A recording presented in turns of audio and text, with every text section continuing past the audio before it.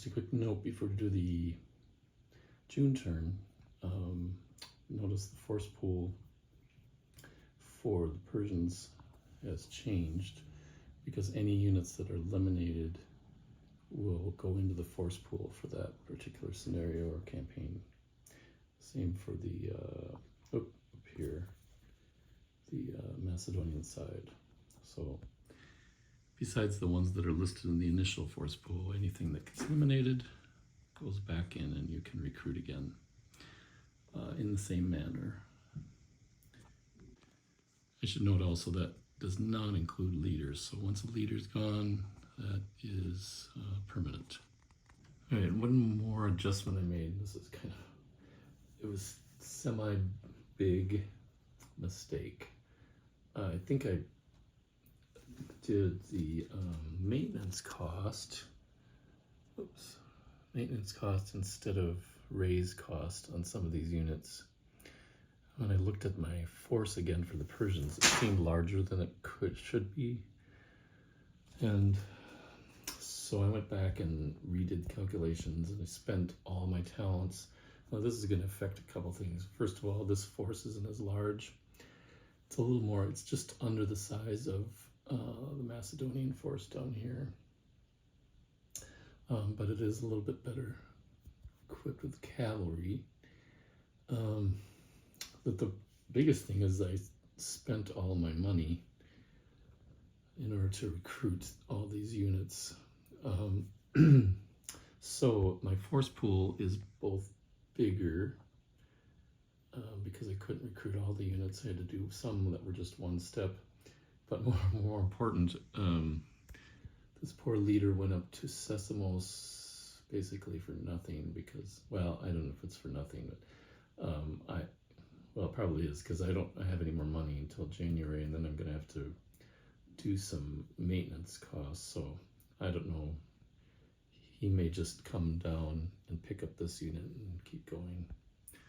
So that's my biggest mistake I think I've made so far. Although it's not going to, Macedonians basically went around that force, so the strategy is going to be kind of the same. But tried to correct that. I think it's correct now. Okay, well, live and learn as the Persians. I made the mistake of taking this naval force from here down to Mytilene, Hellas, and I wanted to kind of inhibit movement by this Macedonian fleet, which has 6 steps.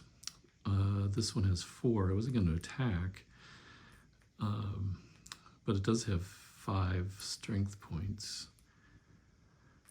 And so the Macedonian fleet came out intercepted because there's a 2-hex naval range. And this is what I rolled for both sides. 0s or 10s in this game. And 10 on the naval combat table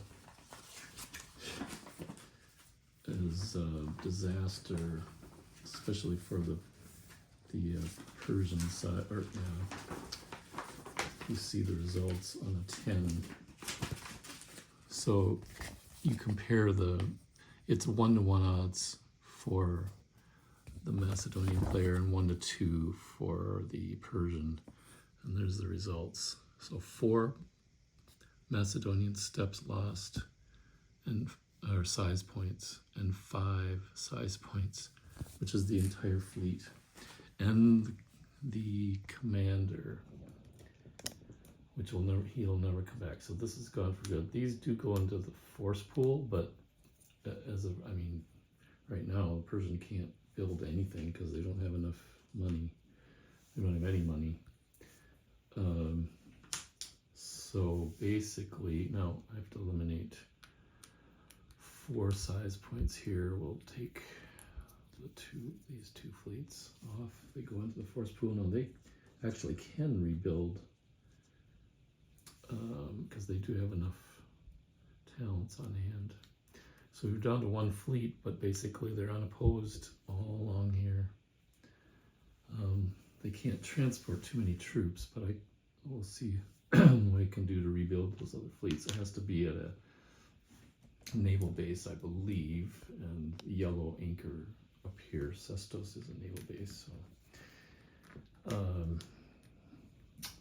now, I don't know, Persians in a heap of trouble. Okay, Persians learned their lesson, maybe. They did well, let's back up here a little bit. They did a army movement down towards Sardis to get their army in this central area to counter any moves that the Macedonians might make. And the Macedonian army came out to intercept. Remember, the armies have a 4 hex they call it reaction move rather than interception. And they went out to attack this moving army. And instead of fighting, the Persians did a retreat before combat to avoid. So they continued. You get 15 movement points for retreat up to, and they retreated to the city. And the city is actually big enough, it's a B class, so they can, if they chose to, they could go into the city, the entire force. But that would risk a siege. We'll see what happens, but that's basically their move. Again, it's kind of cat and mouse. They lost this out here. This is not, actually these need to be here because they did a reaction move. They have to count their movement points they used on this reaction move, and then that will be counted towards their next turn when they come up in a minute. So on a retreat before combat or after combat or during, this army cannot do a reaction move while they're moving those 15 points out. They could after they've done the 15, but that isn't very likely because it'd be too far away. So this group had to roll on the retreat losses table. These are all percentages, so and it was before combat, so this is the good column. And I did have a +3 or a 3 leader, so I got a +1 on the die roll. I rolled a 6, and that is 7. So they did not have to do any. They didn't lose any units. That turned out, that was the good part of the Persian June turn. And now we'll take care of supply for this group and any others that might need it, and move on to Macedonian June turn. Okay, we'll pick up at the end of the Macedonian June turn, just to summarize what happened here. This army, well, first of all, I should say that I did some recruiting. I've got a few talents left on the Macedonian side. So they were able to recruit here at the beginning of the administrative step earlier to replace some mercenary units. And since I control the city, and it doesn't matter which side, which faction you're talking about, mercenary units can be recruited from anywhere west of this row, hex row 33. So I recruited some mercenary units that I'd lost previously. Let's see, this is the one I had control of first, and then the army moved from here down to here, caused the surrender of this. There was no combat units, there was just the intrinsic defense. It's just a 5 for the intrinsic city value.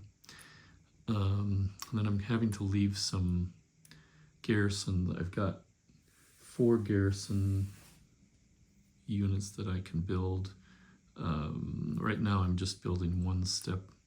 So you can take a regular, let's see, a regular garrison unit like this, flip it, so you're losing 1 of the size points, and then creating a garrison with just 1 size point, so the equivalent counter.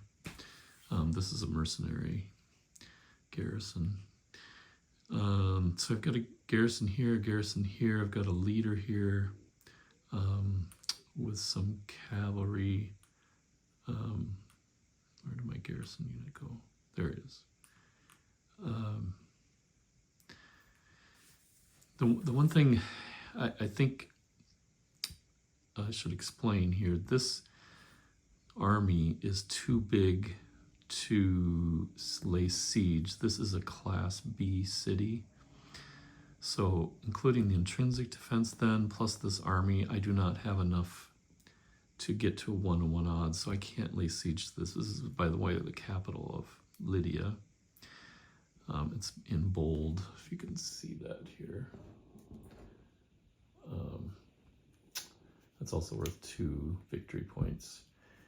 So my idea is to capture this, oops, let's go back. Capture this city worth 2. I've got 2 so far, that would be 4, and then this one. And if the way I see this playing out is that the Macedonians somehow capture these 2, and then the army sits here and pretty much forces the Persian army to sally out and try to recapture one, or they need to at least capture 1 for a draw. They'd have to get the Macedonians down to 2 for a win. So all the action is going to take place here. Now, another thing to think about, I moved my 1 naval unit up and around back to this port so I could create or build a new ship. It's going to cost me 2 talents. I think it's 1 talent per size point. So to buy 1 fleet, I mean, I could buy 1/2 of a fleet, but if I buy 1, that'll cost 2 talents. I've got 5 talents left, I think. So at least 1. I don't know that I want to spend any more, because I do have some. I've got at least. I've got, I guess, 1 hoplite I can, a mercenary hoplite unit I can rebuild. Or I could also build the garrison up to another size point here. I can't do anything here unless I have a leader. So the idea is to force the Persian to come out, and then I can possibly intercept, or just make him try to take over some of those cities, and then I can grab Sardice. We'll see. It's very cat and mouse. So we're on to the July turn. Oh goody, I rolled for the first fate card. And it says the 2 factions alternate at choosing an enemy leader not already selected and excluding the faction leader. There's no faction leaders in this scenario. And rolling a die. On the first roll of 10, that leader is struck dead and immediately removed. So it's a little bit like Russian roulette. We've got, let's see, 1, 2, 3, 4. I think 4 leaders on the Macedonian side, and 1, 2, 3, 4 on the Persian side, I do believe. Yeah. Okay, so okay, well, so I guess I'll roll 8 times if I don't get a 10 by that 8th roll, but I take it to mean this card you're just going to go back and forth until somebody dies. Okay. And I guess it's pretty random, so we'll start with this one. Nope. And then the Persian side, we'll start with the big one in Memnon. Nope, that's fortunate. And then we'll go to this one. Nope, 8. And then we'll go to a Persian one. Let's just jump up to here. One's on the board. Nope, 8. And then the Parmenian, Macedonian side. 6, nope. And then the Aristes, I think, Persian side. And he's the one who bites the dust. So that leader is now gone. This army only has 1 leader left. Okay, that's permanent. No, and remember they lost a leader in the naval battle up here, so. All right, we'll see how that affects things.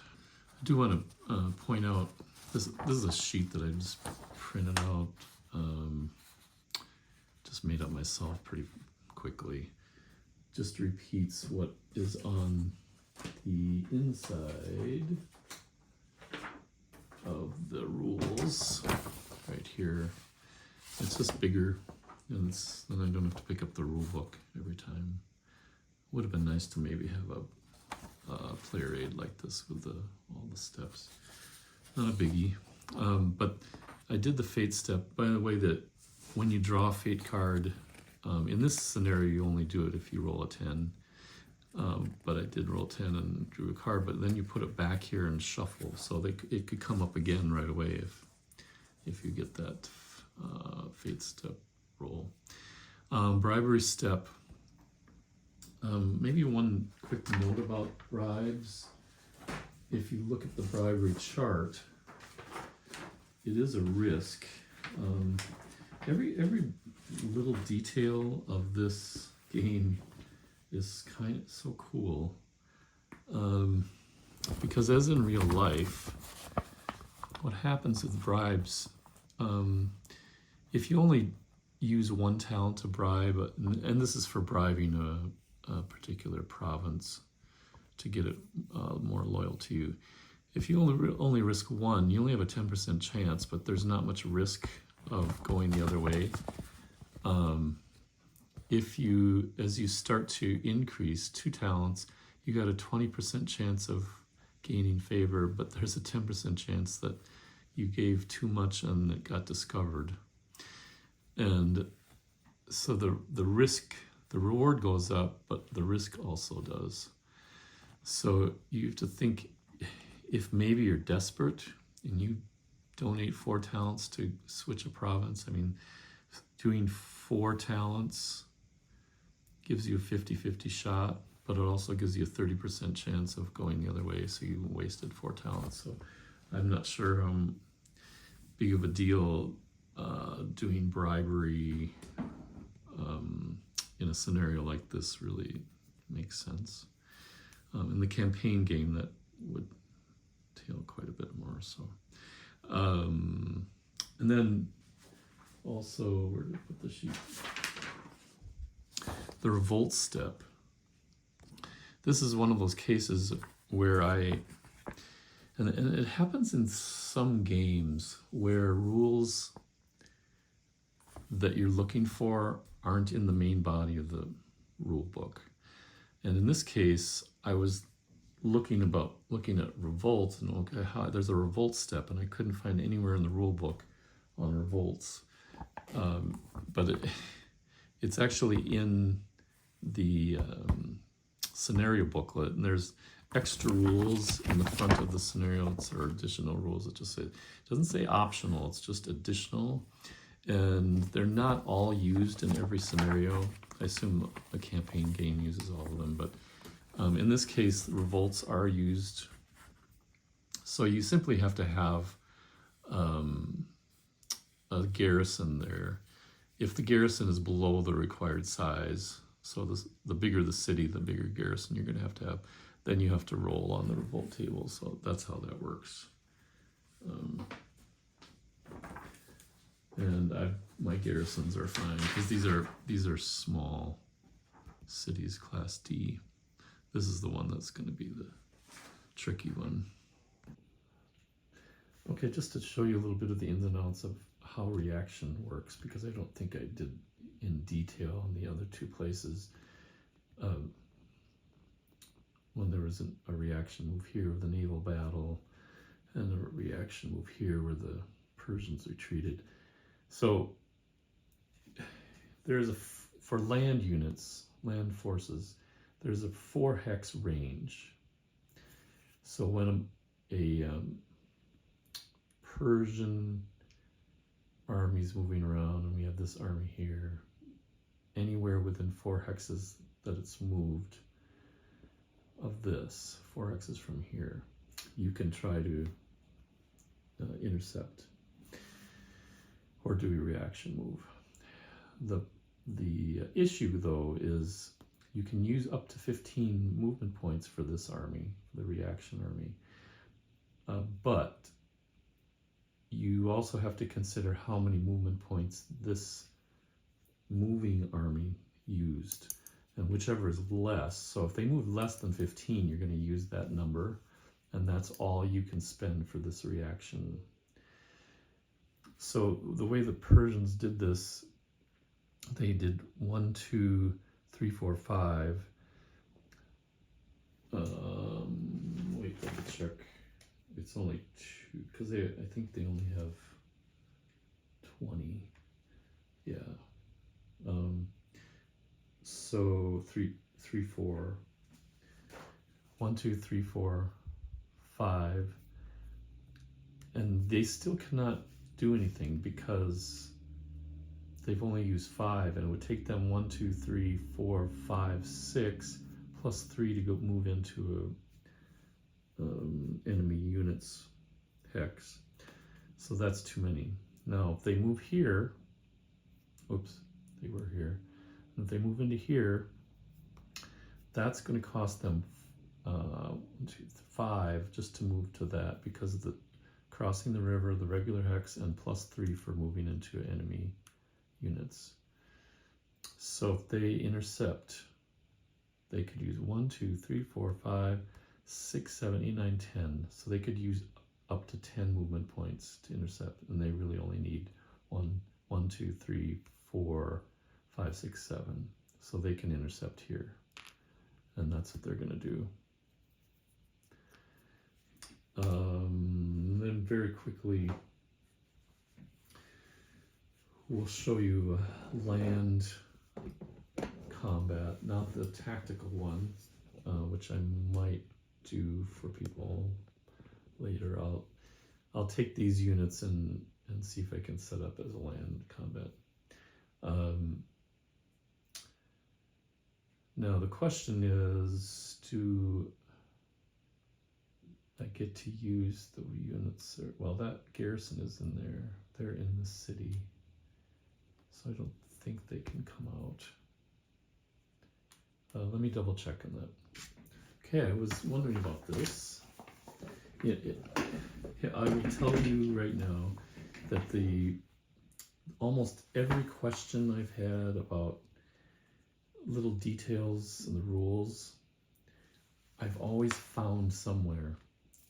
And Fabrizio is very active on BGG, on the messages, and he always finds a spot where, yep, the rule's right there, and it's almost always somewhere in the rules. You just have to look at the right place. And it's not that it's that hard to find, but it seems pretty organized. And what I really like is when you have a question, maybe you're looking at the wrong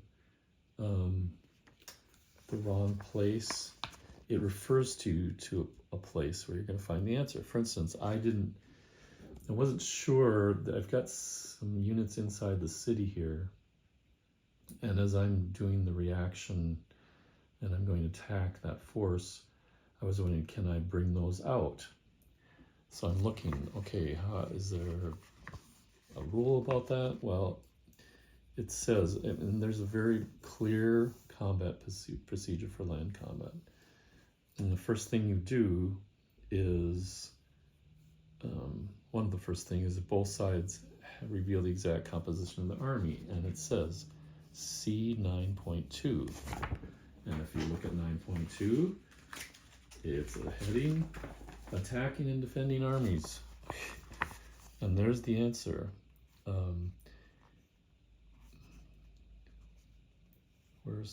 Whoops, wrong place. Up here. Attacking army commissars all the units in the moving army must be included, as they are. Any friendly land unit in the hex and inside a city may be included if not disrupted. They're not disrupted.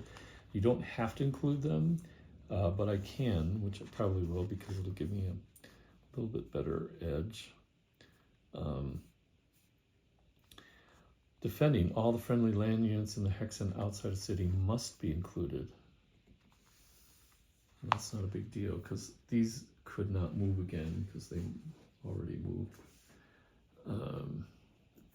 Okay, so I've got these two armies. I'll put a reaction move on this one. These will come out. Now I think the garrison units can come out. Those would be under the scenario rules. Double check. I have to be careful because I'm gonna have to have garrison there, like they could rout or revolt. It says, well, there you go. Well, garrison unit cannot move from its hex, so I can come out.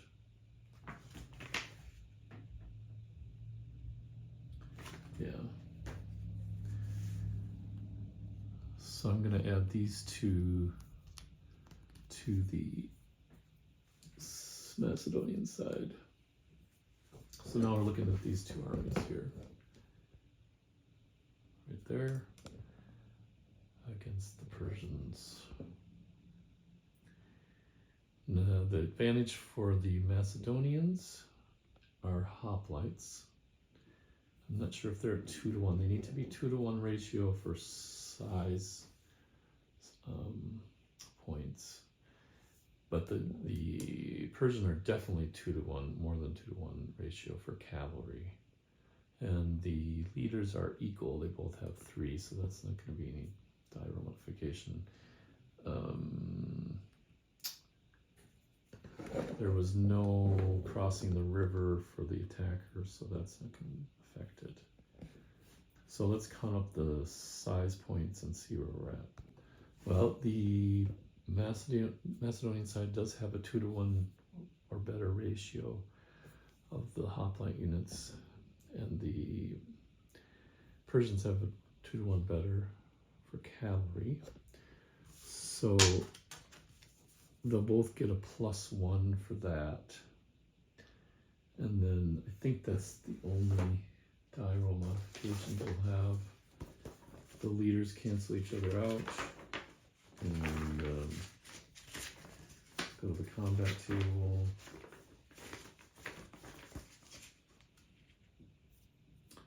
One +1. Yeah, that's it. No disruptions. No rivers. So now we'll roll the 2 dice. Purple for Macedonian, red for Persian. Macedonians are rolling here. Persians are rolling on here. Both +1. Okay, that was bloodless. 3, a 4, and a 3. So no effect. So round 2. The Persians can choose to retreat, but I don't think they're going to. Not yet. Oh, this will be a worse one. Still +1. It's 8 for the Macedonians and 3 for the Persians. That's not good. 8 is a 2. And they're going to have to lose. They're going to have to lose from the cavalry side, if possible. Okay, now, do we go again? If we retreat, we're going to be disrupted for sure. Let's go one more round. Ah, better. 7 and a 2. 7 for the Persian side is Macedonians lose 1 step. They're going to have to lose from the hoplite because I don't want to lose that garrison. Ooh, that kind of hurts. Take this one off. All right, let's do it again.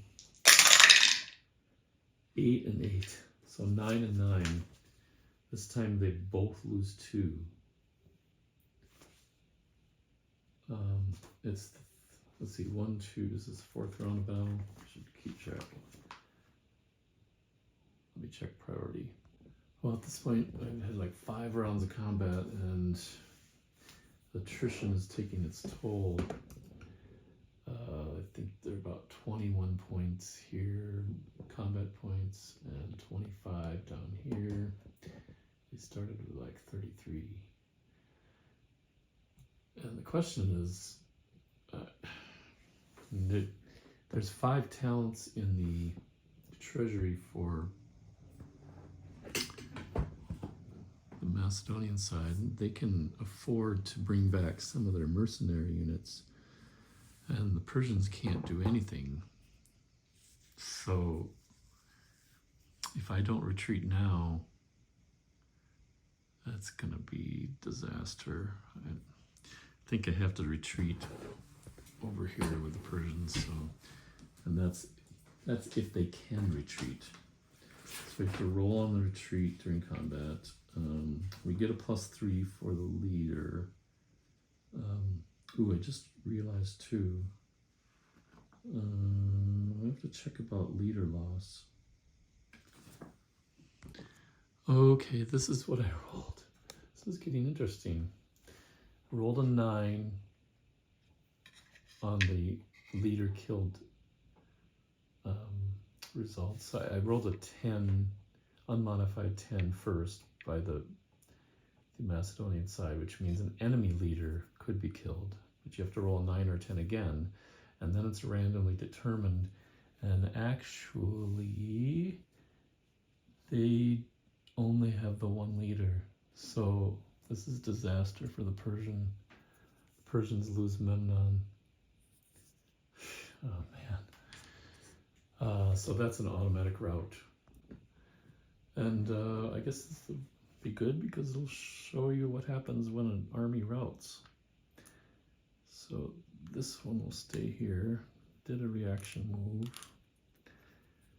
I'm going to have to use movement points to remove that reaction marker later. Okay, so now this army routs. I'm going to show you the directions for that. First I have to check for pursuit. Enemy army may pursue. Well, it's not completely over for the Persians, but it's getting close to possibly calling this. So this force had to route here. This one had to route back to here.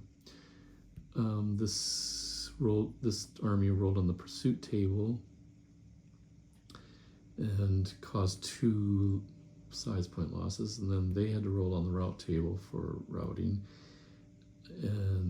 or retreat table under the route column. They lost 25% of the force that was remaining, so now they're down to this with no leader.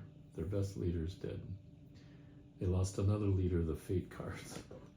The Persians are out of luck in this game. They had some bad rolls up here in the naval battle. They did gain 1 unit here, but they can't recruit any more units until January. I'm not sure how much maintenance cost is going to be. So they don't have an effective force here. All they can do is hole up inside the city and watch what happens down in this area. So we'll see if the Macedonian does anything. They might. I'm not sure if they have enough to lay siege here. If they do, then it's going to be all over. Because they won't be able to break out. Let's see what happens with Macedonians' turn. So things have started to get interesting. I thought the Persian side was over and done with as far as the scenario goes, but something in the special rules has changed that quite a bit. There's still going to be a little bit of hurt because of leaders, but here's where we stand. The Macedonian army that was up here overran the couple units in leader because they had 7-to-1 odds. That's an overrun, and the units that crushed. They tried to retreat and they failed their roll, so they were lost. Then they went back down to here, did an assault 1-to-1, got rid of the unit that was there. Now they only have the intrinsic defense. So that was the end of the July turn. But the important thing that happened is that in this scenario, during the fate step from August of this year onward, first of all, the Red Wedding, what they call the Red Wedding, like they did in Game of Thrones, starting with this turn, the Macedonian faction must roll a die at each fate step. The roll 4 or higher, Philip II has been assassinated, which historically happened. I'm not sure about the exact date, but and I rolled a 6, so that step has happened. So then you remove Adalos, who had been the naval leader up here at the shipyard, and I ended up replacing him with a better leader. That's the only thing that happens. So I got a better leader out of it, but the Persian side is starting with turn August 336 BCE. Persian faction was a roll die, the roll 4 or higher. Artaxerxes has been poisoned. The death of Artaxerxes, Persian faction immediately receives a one-time donation of 30 talents. I should have looked at because now, as you can see, they've been decimated up here in their army, but they have all this in their force pool, because when units are eliminated, they can come back later. Leaders can't come back. So I've got 30 talents to spend to get this army back up to a force that's going to be contending down in this area. So that's going to make it quite interesting. So I'll have to play this out. I got to check about leaders, because there's a couple leaders I think in the force pool, and I'm not sure if that would happen during a fate step or a fate card. But I think the only leader I have left is this poor 1/1 111 up here, and I can recruit in this city. Most everything can be recruited there except for the Paphlagonia.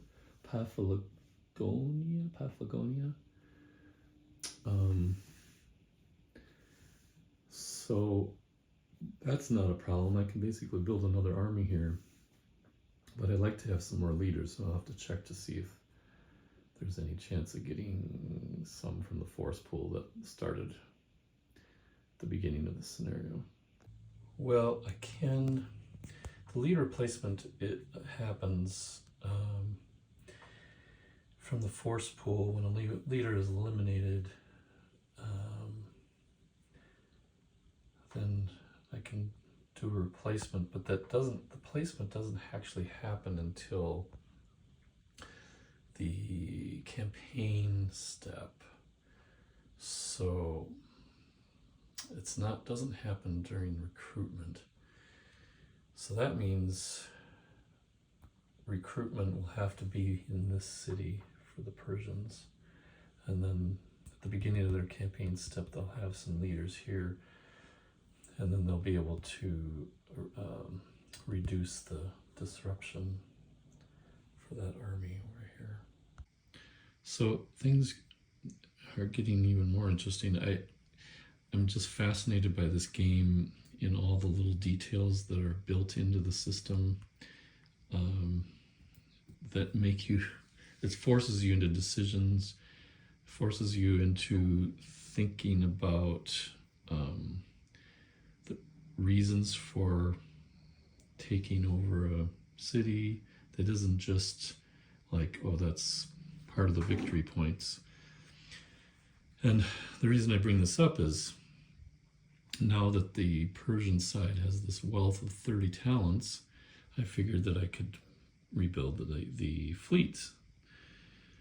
And I've got 2 that I could rebuild, but according to the rules, they're only rebuilt in certain areas. So this is the Rhodos, and it can only be built here. And the problem is I can't get to there. I have to have a leader there in order to build it. But I can't get there until I have a fleet to get there. That means I have to build the Ionian fleet. It's the only other possibility. And the only place, guess where that can be built, is in Ephesus. So I do own that, but it's being, well, it's basically about to be besieged, not yet, because they're not ready to do that.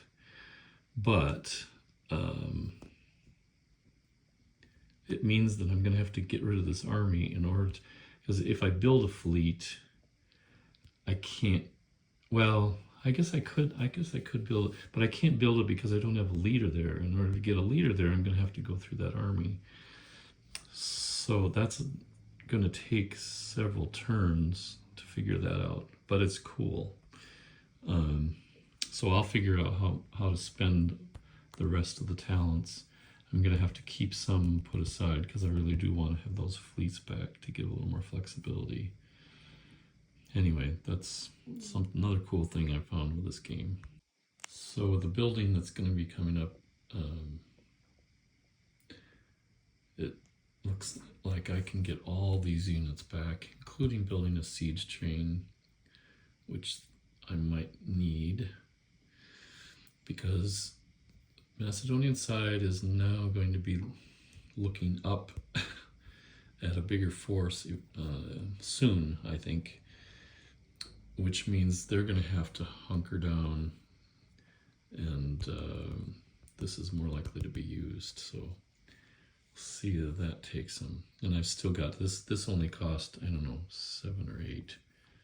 I'll refigure, but I've got 30, so I've got plenty of towns. I can use it for other things like requisitioning supply if I need it.